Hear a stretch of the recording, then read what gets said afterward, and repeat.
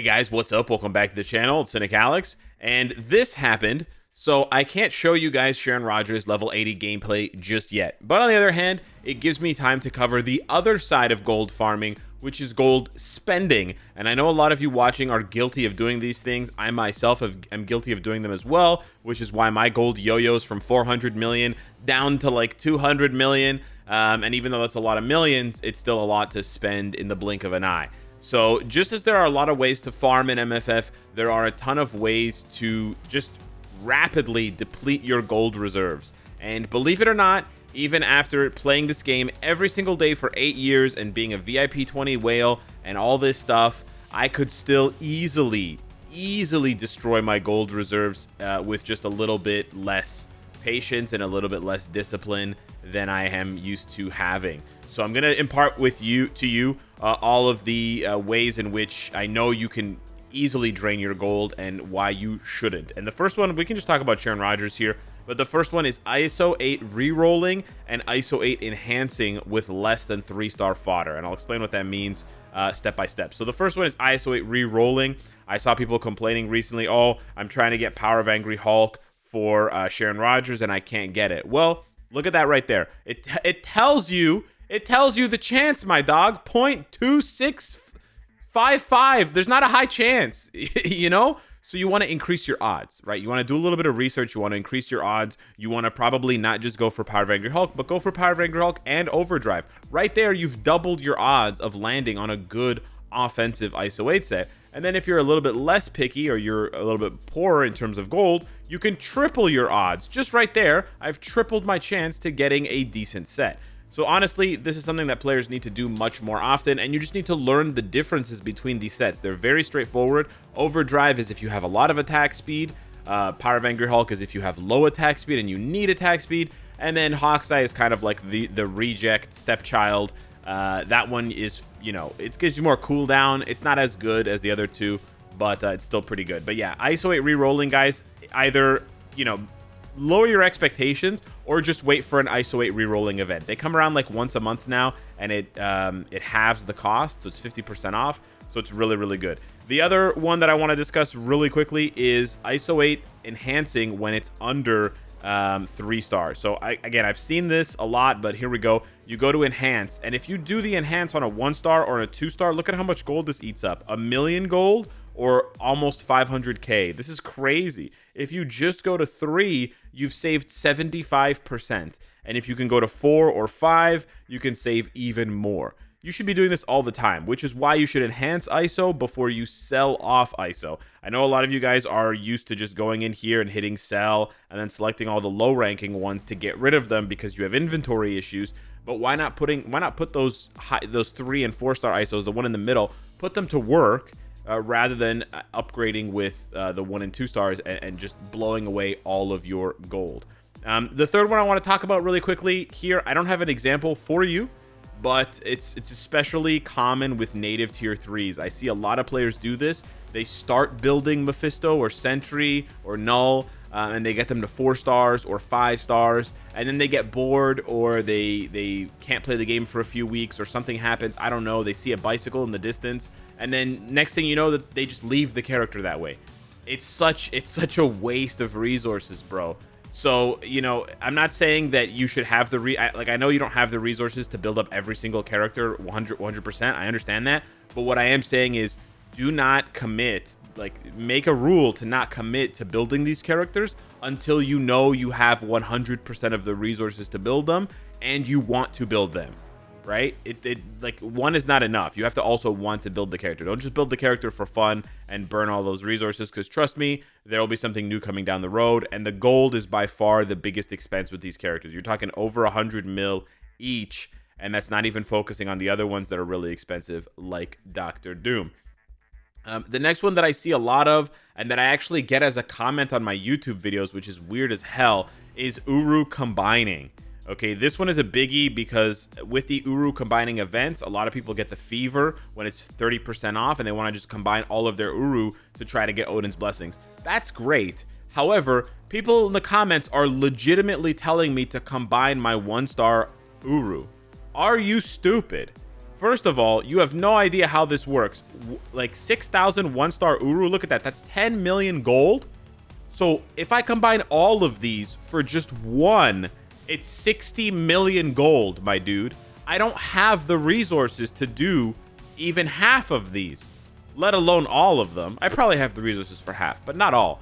You get what I'm saying? It's insanely expensive. Not to mention, it doesn't give you it like it's... Bro, all of those... This is not combining the Uru up to 6 stars. This is combining it up to 2 stars. Then you have to do it again. Another 6.5 million. Then you have to do it again.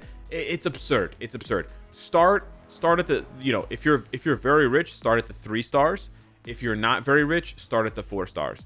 It takes way too many. Way too many... you know, 1 stars. Like it probably takes like 30 or 40 1 stars to make a single 6 star, and that might honestly be very very conservative guessing. It might actually be way higher than that, so it's just not worth it at all. Be careful with this shit. Don't get sucked into the hype of it. It's not worth it. The next one is only for VIP 1 or 2 and up, but re-rolling your world boss of the day. This one, there's not really much I can say. It just takes a lot of patience and, well, it takes a lot of discipline to stop re-rolling. I myself am very guilty of this. This is probably where I spend the most gold needlessly these days. I always try to re-roll for Gore or Jean. As you can see here, I re-rolled about 5 times today and I got Jean. But yeah, it's very dangerous when you limit yourself to just 1 or 2 bosses and you start re-rolling. You can easily burn through 10 or 20 million gold. And sure, Jean drops a little bit more carbonadium and a little bit more blah, blah, blah, but it's not worth it. In the long run, it's not worth it. I just have low self-control. So set some sort of limit on yourself, you know, only refresh 5 times or pick like 5 bosses with which you'll stop re-rolling. And then chances are you're not going to spend that much. But yeah, there's not really much. There's no trick to that one. It's just kind of mental control.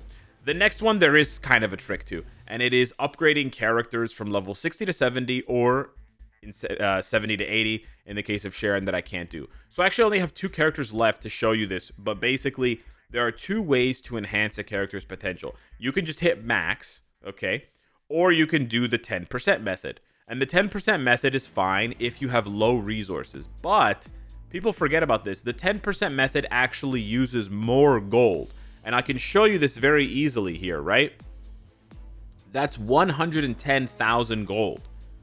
Whereas the max is 1 million. So even though I'm doing 1/10, I'm paying a little bit more than 1/10 of the cost. Because 1/10 of the cost should only be 100,000. But as you can see, it's 110,000. And that's because you're not going to be able to get it at exactly 10%. And it's also because, you know, it just you end up failing, right? Also, it's just impossible. Right? It's just impossible to hit the 10% every single time. There's no trick to that. That would just be like insane luck, insane RNG. But the reality is you do the 10% method if you want to save resources, right? Black antimatter, Chaos Norn Stones, CCF. But you do the 100% method if you want to save gold.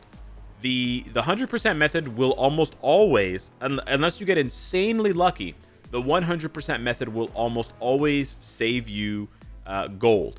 So keep that in mind. If resources are not your primary focus anymore, you can see here it's 1.5 million for the 100% method. And then if we go and do the 10% method here, and I'll do my best to get as close to 10% as I can. This is probably going to be it. See, it's always more. Always, always, always. And again, I'm not saying the 100% method is better than the 10% method. This is a pretty divisive opinion that I have because people really care about their resources. But in reality, you're going to spend, you know, whatever, 15 to 50% more gold by doing the 10% method. So if you're trying to save gold, you should consider doing a mixture of the 10% method and a mixture of the 100% method.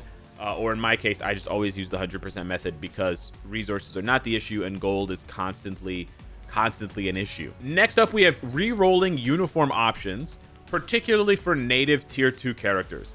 If you take a look here, like, oh, I want to use my Thanos for PvP, I need more HP because 1971, but the max is 2033. I can get an extra 50 base HP just by re-rolling this.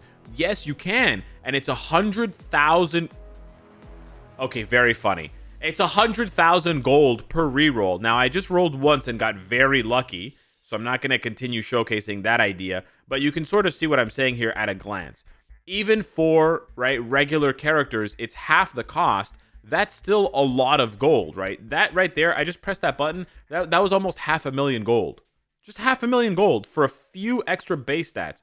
By and large, it's not worth it. And if you go to another character here, you'll see that it is cheaper for sure, but it's still 50,000 gold every reroll. That was 100. That's 150, right? I'm getting really lucky with these rerolls, but normally you can easily spend 1 million on each of the 5 options if you have the uniforms for them.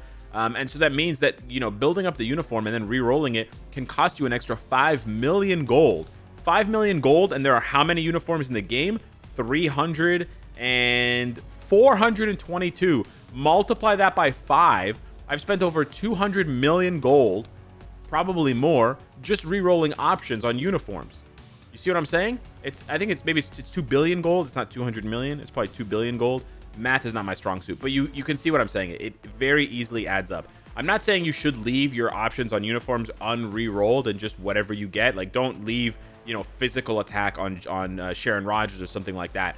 But what I am saying is re-rolling for the absolute highest number, trying to min-max, is going to cost you a ton of gold. If you want to do that, if you're going for rank 1, sure, do that. Like, that's a necessary part of the game. But if you're just trying to build the character up for basic content, if you're just trying to test the character out, by no means do you need to do that. And the extra 5 or 10 points you're going to get, like the extra HP I'm getting here, is not going to be the difference maker. And in the meantime, I've spent 200, 250, 300, 350,000 gold. There you go, gone. Right? And it quickly adds up. Similarly, I want to talk about enhancing all 5 Uru on an equipped gear for a character. Now, this is something that I do try and achieve for all of my tier 4s and for most of my tier 3s and transcendeds, but by and large, this is a waste of gold because it costs you on average 5 million gold per gear to amplify all 5 Uru slots. That's a lot, considering every character has 4 gears, which means on average you're spending 20 million gold for every character. Now, you can of course get lucky with this and it can cost you less, but that is the average that's been calculated by players over a long period of time testing this out. And I've seen at times it's cost me 20 million for a single gear. So the price can get really out of control, especially if you just leave it on auto reroll on chain amplify, and especially if you walk away from your phone. It can be really nuts. So my advice to you, as you can see here for what I've done for Taskmaster, for characters that you're not going to be using as a main DPS, you know, obviously prioritize the characters that you're going to be building to the max and you're going to be using for a ton of content. Those ones you can probably aim for 5 amplified Uru slots. But for all of the characters who are just supports, who are just leaderships, or who are just playing sort of a minor role, they're using them to, you're switching them into cancel or whatever, you're switching them into heal. They don't need 5 amplified Uru slots. It doesn't really matter. You can easily settle for 4 amplified slots. I know it doesn't look pretty aesthetically. Some people don't like that. But it's going to save you a ton of gold in the long run. And finally, at least on my list, we come to donating to your alliance. Now, this is going to be a bit of a sticky one, but I don't donate every single day to my alliance. First off, I don't donate my mementos. As you can see, I got over 1,000 of them until the double event is on, because you get double the alliance tokens in return. And I actually only donate when I need alliance tokens to buy energy or something else from the shop. It depends what you buy from the shop. I usually only buy the energy these days. But if you're buying other things, then you may need to donate every day. But if you're not buying these things, if you're not spending all 100 tokens every single day, then I would argue you don't need to donate. Now, I know if your alliance is not level 30, they're going to be trying to rush to level 30. They're going to need that alliance store XP, etc. So they may want you to donate. In that case, it's kind of a different story. But once you're in a level 30 alliance, like we've maxed out our alliance tokens, right? These alliance tokens, we've maxed these out. They've been maxed out forever. Pretty much every alliance that's level 30 for a while has them maxed out as well. So it doesn't really matter. And ultimately, 1 million gold is a lot, especially for newer players. So don't feel pressured to donate. Obviously, you should donate to get the energy, because then you can turn around and use the energy to farm back more gold and farm back more items and things and stuff like dispatch and story mode. So don't forget about the 75 energy per day there. But on the flip side, don't always spend your gold. You know, it's not always worth it. It's always worth it when the double event is on because you get the boost points, etc. It's always worth it for that 4-day or 5-day period. But outside of that, you could absolutely go, like, I probably only donate half of the days out of the month. That saves me 15 million gold every month just by not donating, right? Easy peasy. Not everyone's going to like that idea, and I'm sure there are more ideas, more ways to save gold, but those are the ones that I identified as the most important and the easiest to sort of get sucked into doing, especially around character building. So I wanted to bring those to your attention. So hit me up in the comments down below. Let me know what you think. Thank you so much for watching. Smash the like button, and I'll see you in the next one. Take care.